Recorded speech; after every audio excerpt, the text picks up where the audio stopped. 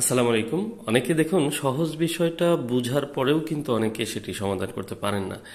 এই ফোনটির সমস্যা হচ্ছে ওয়াইফাই কাজ করে না, ওয়াইফাই আইসি মূলত প্রবলেম মনে করে উনি ওয়াইফাই আইসিটি খুলেন এবং এখান থেকে একটি জিআর মিসিং পান। তো এই লাইনটি মিসিং পাওয়ার কারণে উনি এই জায়গাটিকে খুঁচিয়ে খুঁচিয়ে লাইনটি বের করার চেষ্টা করেন।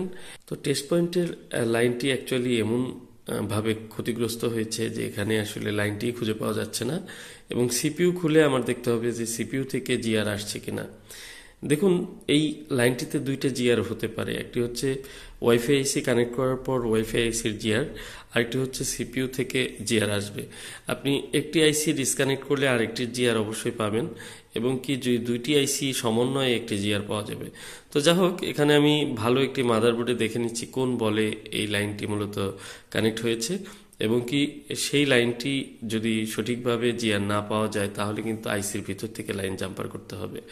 তো সব মিলিয়ে আমি চেক করলাম এবং কি এখানে যতটুকু লাইন ক্ষতিগ্রস্ত হয়েছে এখানে হয়তোবা জাম্পার করে পাওয়া যাবে না। আমি সিপিইউটি রিমুভ করে দেখব সিপিইউ থেকে টেস্ট পয়েন্টে লাইনটি ঠিকঠাক মতো আছে কিনা। মূলত সিপিইউ থেকে কানেক্টিভিটি মিসিং থাকার কারণেই হয়তো এই জিআরটি অ্যাবসেন্ট ছিল। আর যিনি ওয়াইফাই আইসি চেঞ্জ করেছেন, অন্য এক টেকনিশিয়ান ভাই ট্রাই করেছেন, উনি ওয়াইফাই আইসিটি রিমুভ করার পর সেখানে জিআর না পাওয়ার কারণে উনি কিন্তু সেই জায়গাটিকে খোঁচাখুচি করে লাইনটি এক পর্যায়ে ড্যামেজই করে ফেলেন এবং সেখানে কোনো ধরনের জিআর সিপিইউ থেকে যে কানেক্টিভিটি সেটি কিন্তু আমি পাচ্ছি না। তো এই জায়গাটিতে এখন বড় একটি সমস্যা হচ্ছে যে সিপিইউর ভিতর থেকে কিন্তু এখন আমার জাম্পার করতে হবে। আগে এই প্রবলেমটি উনি বুঝতে পারলে হয়তো সিপিইউটা রিভলভ করলেই কিন্তু প্রবলেম সলভ হয়ে যেত, কিন্তু ওনার হয়তো এই বিষয়টি ইনফরমেশন ছিল না যে সিপিইউটি রিভলভ করা হয়েছে বা অতীতে কি কাজ করা হয়েছে।